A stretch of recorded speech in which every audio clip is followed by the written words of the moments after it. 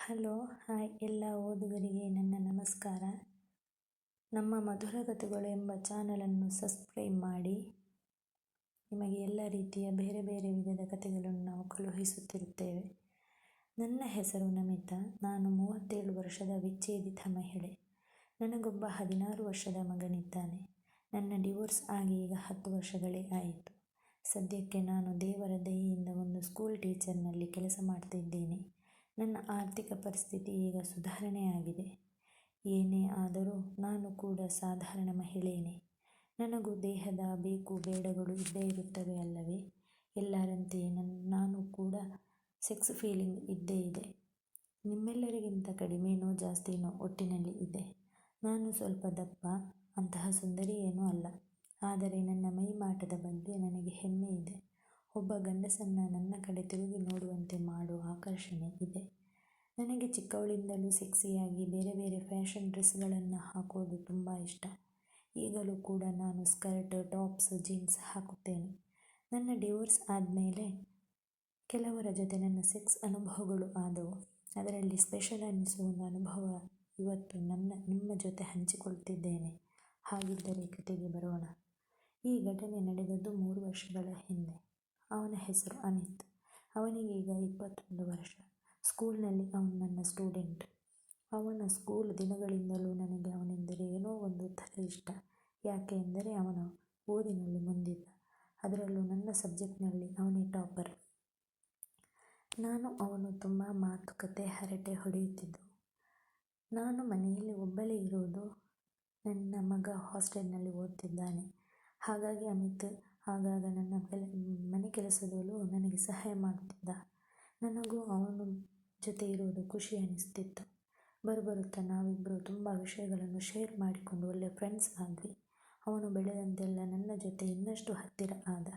ಇಬ್ಬರು ವಯಸ್ಕ ವ್ಯಕ್ತಿಗಳು ತುಂಬ ಕ್ಲೋಸ್ ಆಗಿದ್ದಾಗ ಅವರ ಮಾತುಗಳು ಕೊನೆಗೆ ಹೋಗಿ ನಿಲ್ಲೋದು ಪೋಲಿ ಮಾತುಗಳಲ್ಲಿ ಅಂತ ನಿಮಗೂ ಗೊತ್ತು. ಆದರೂ ನನಗೆ ಅವನ ಮೇಲೆ ಯಾವುದೇ ರೀತಿಯ ಸೆಕ್ಸ್ ಫೀಲಿಂಗ್ ಇರಲಿಲ್ಲ. ಹೀಗೆ ದಿನಗಳು ಕಳೆಯಿತು. ನನಗೂ ದಿನದಿಂದ ದಿನಕ್ಕೆ ನನ್ನ ಕಾಮದ ಜ್ವಾಲೆ ಹೆಚ್ಚುತ್ತಾ ಹೋಯಿತು. ನನ್ನ ಈ ಜ್ವಾಲೆಯನ್ನು ಆರಿಸೋಕೆ ಯಾರೊಬ್ಬರೂ ಇರಲಿಲ್ಲ.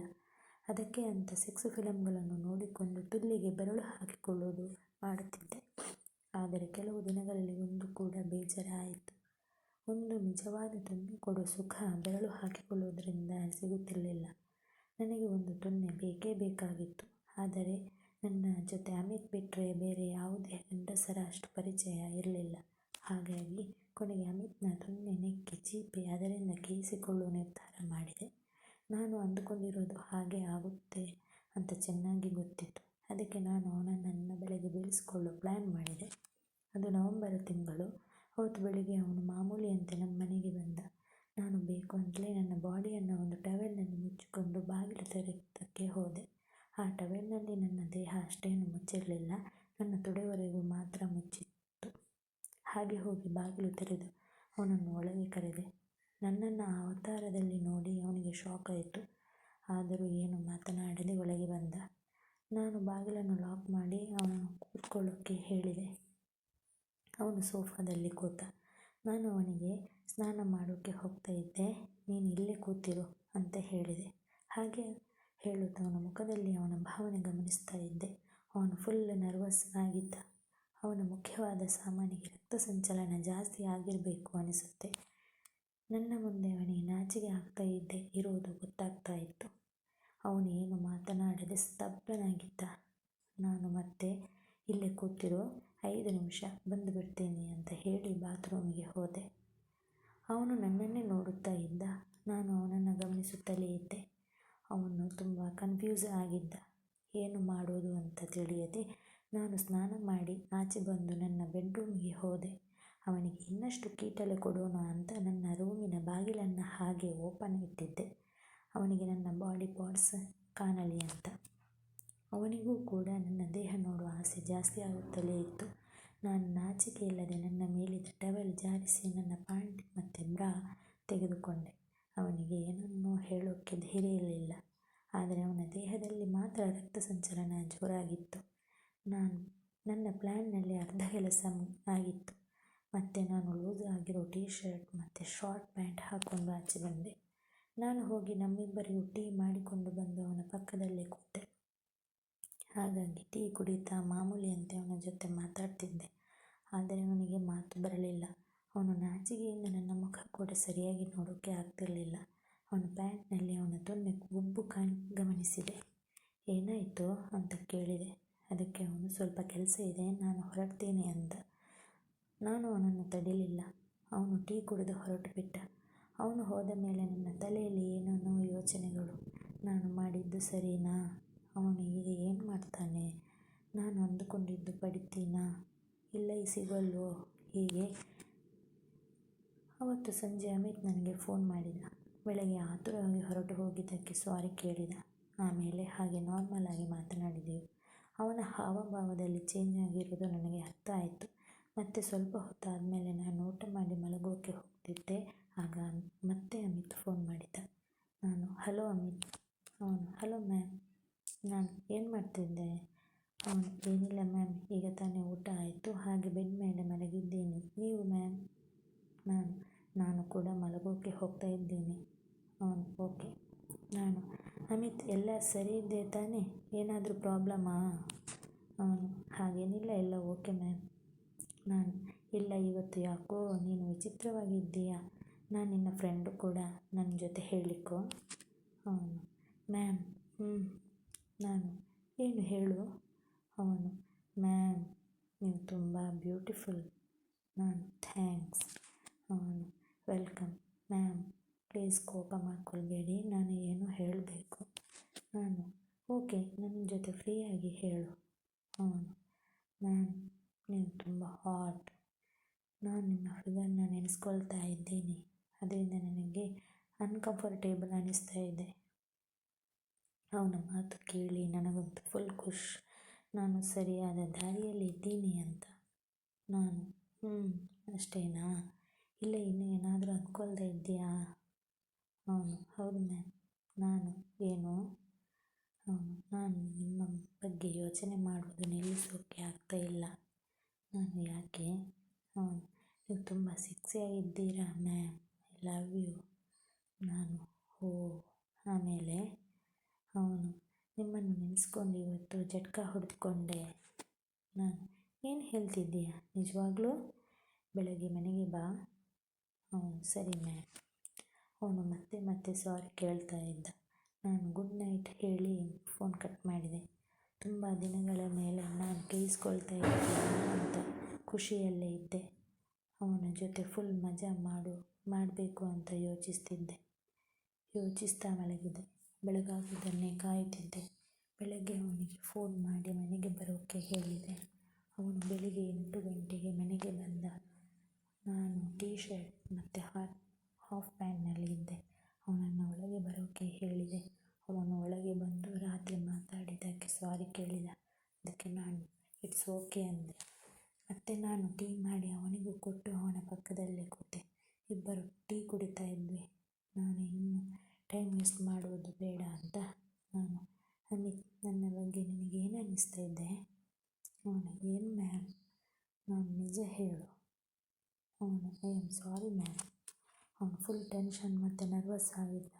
ಅವನ ತೊನ್ನೆ ಚೀಪುವುದು ನೆನೆಸಿಕೊಂಡು ನಾನು ಒಳಗೊಳಗೆ ಖುಷಿಯಾಗಿದ್ದೆ. ಇದೇ ಸರಿಯಾದ ಟೈಮ್ ಅಂದ್ಕೊಂಡೆ. ನಾನು ನಿನಗೆ ನನ್ನ ಮೇಲೆ ಸೆಕ್ಸ್ ಫೀಲಿಂಗ್ ಇದೆಯಾ? ಅವನು ಇಲ್ಲ ಮ್ಯಾಮ್. ನಾನು ನಾಚಿಕೊಳ್ಬೇಡ, ಹೇಳು. ನೀನು ನನ್ನನ್ನು ಕೆಟ್ಟ ರೀತಿಯಲ್ಲಿ ನೋಡೋದು ನೋಡಿದ್ದೀನಿ. ಅವನು ನೀವಂದರೆ ನನಗೆ ಇಷ್ಟ. ನಾನು ನನ್ನಲ್ಲಿ ನಿನಗೆ ಏನಿಷ್ಟ? ಅವನು ನಿಮ್ಮ ಫಿಗರ್, ಅದರಲ್ಲೂ ನನ್ನ ಮೊಲೆ ಕಡೆ ತೋರಿಸುತ್ತಾ ಹೇಳಿದ. ನಾನು ಓ, ನಿನ್ನೆ ನೀನು ನನ್ನ ಬೆತ್ತಲೆ ನೋಡಿದೆ ಅಲ್ವಾ? ಅವನು ಇಲ್ಲ ಮ್ಯಾಮ್. ನಾನು ನನ್ನ ಮೊಲೆ ನೋಡಬೇಕಾ? ಅವನು ಎಸ್ ಮ್ಯಾಮ್. ನಾನು ನನ್ನ ಟೀ ಶರ್ಟ್ ಬಿಚ್ಚಿದೆ. ಅವನು ವಾವ್, ಎಷ್ಟು ದೊಡ್ಡದು ಮ್ಯಾಮ್. ನಾನು ನನ್ನ ಪ್ಯಾಂಟ್ ಬಿಚ್ಚೋಕೆ ಹೇಳಿದೆ. ಅವನು ನನ್ನ ಪ್ಯಾಂಟ್ ಬಿಚ್ಚಿದ. ಈಗ ನನ್ನ ಪ್ಯಾಂಟಿ ಮಾತ್ರ ಇದೆ. ನಾನು ಅವನನ್ನು ಬೆತ್ತಲೆ ಮಾಡಿದೆ. ಅವನ ತೊನ್ನೆ ನೋಡಿದೆ. ಅದು ನಾನು ಅಂದುಕೊಂಡದ್ದಕ್ಕಿಂತ ದೊಡ್ಡದಾಗಿತ್ತು. ಮೊದಲಿಗೆ ನನ್ನ ಕೈಯಲ್ಲಿ ಹಿಡಿದು ಹಿಂದೆ ಮುಂದೆ ಆಡಿಸಿದೆ.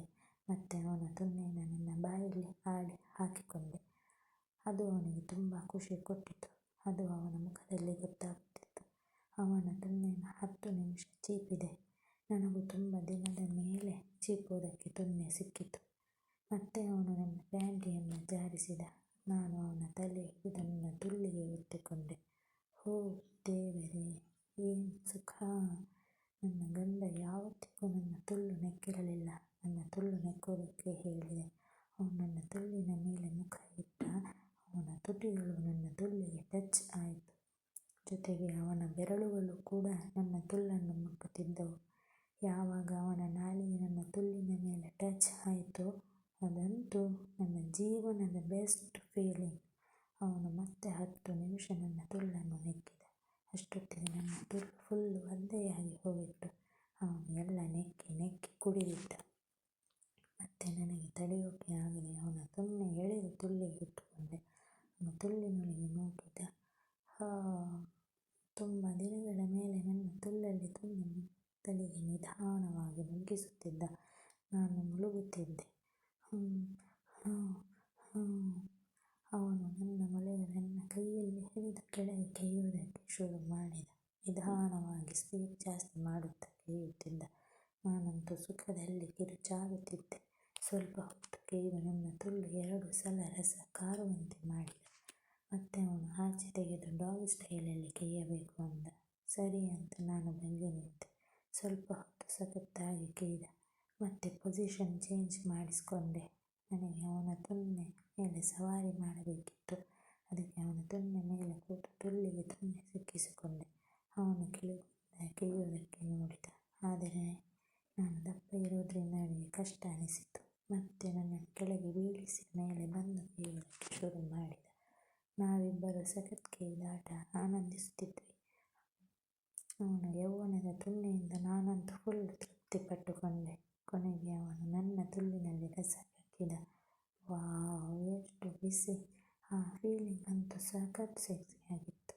ಅವತ್ತಿನ ಆ ದಿನ ನನಗಿನ್ನೂ ಹಾಗೆ ಫ್ರೆಶ್ ಆಗಿದೆ. ಅವತ್ತು ಬೇರೆ ಬೇರೆ ಪೊಸಿಷನ್ನಲ್ಲಿ ಕೈದಾಡಿಸಿಕೊಂಡೆವು. ಅದಾದ ಮೇಲೆ ನಾವು ದಿನಾವು ಕೈದಾಡಿ ಸುಖ ಅನುಭವಿಸುತ್ತಾ ಇದ್ದೀವಿ. ಈಗ ನಮ್ಮ ಕೈದಾಟಕ್ಕೆ 3 ವರ್ಷಗಳು. ನಮ್ಮ ಸೆಕ್ಸ್ ಲೈಫ್ ನಮಗೆ ತುಂಬ ಖುಷಿ ಇದೆ. ನನ್ನ ಕಥೆ ನಿಮಗೆಲ್ಲರಿಗೂ ಇಷ್ಟ ಆಗಿದೆ ಅಂತ ಅಂದ್ಕೊಂಡಿದ್ದೀನಿ. ನಿಮ್ಮ ಅನಿಸಿಕೆ ತಪ್ಪದೆ ತಿಳಿಸಿ.